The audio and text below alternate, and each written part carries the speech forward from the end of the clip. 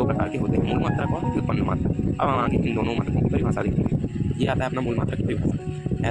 ऐसे मात्रक जो मूल राशियों को मापने के लिए प्रयोग किए जाते हैं मूल मात्रक कहलाते हैं। मूल मात्रक तो निश्चित होते हैं 7, तो इन्हें हम देख लेते हैं।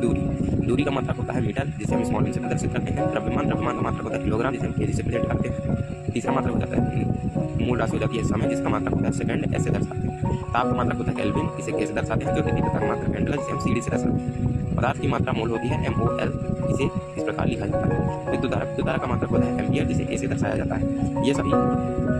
ये मूल राशियों के ये सभी मात्रक हो जाते हैं। इस प्रकार आगे चलते हैं व्युत्पन्न मात्रक। ऐसे मात्रक जो व्युत्पन्न राशियों को मापने के लिए प्रयुक्त किए जाते हैं व्युत्पन्न मात्रक कहलाते हैं। ये मात्रक सामान्यतः मूल मात्रक के पदों में लिखे जाते हैं। तो जैसे हो जाती है चाल होता है दूरी बटे समय। दूरी का मात्रक ये लिखा हुआ है मीटर, दूरी का मात्रक मीटर और समय का सेकंड होता है, ये था सेकंड।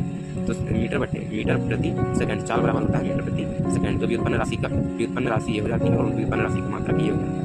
इसी प्रकार आता है क्षेत्रफल का आता है लंबाई गुणित चौड़ाई, मीटर में मीटर, लंबाई का मात्रक मीटर, चौड़ाई मीटर होता है, उसका मीटर स्क्वायर हो गया। इस मूल राशि का मात्रक हो जाता है ये व्युत्पन्न मात्रक। ठीक इसी प्रकार आगे बढ़ते हैं।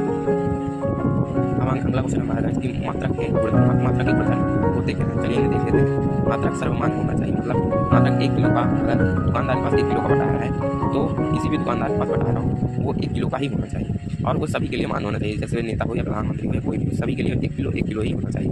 ऐसा नहीं कि प्रधानमंत्री ने बोल दिया कि नहीं हम 1 किलो बटा रहे हैं, हम 2 किलो शक्कर लेना चाहते हैं, तो ऐसा नहीं होगा, वो सभी के लिए सर्वमान्य होता है।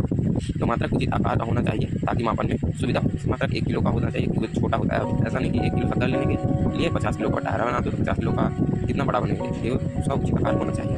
मात्रक पर ताप व वातावरण का प्रभाव नहीं होना चाहिए। ऐसे मात्रक अगर रबड़ का बना दिया जाए तो अधिक गर्मी होने पर वह पिघलने लगेगा, तो मात्रक पर ऐसे वातावरण का प्रभाव नहीं पड़ना चाहिए कि उसका मान बदल जाए। इसलिए यहाँ पर लिखा गया ताप व वातावरण का प्रभाव नहीं होना चाहिए मात्रक के ऊपर।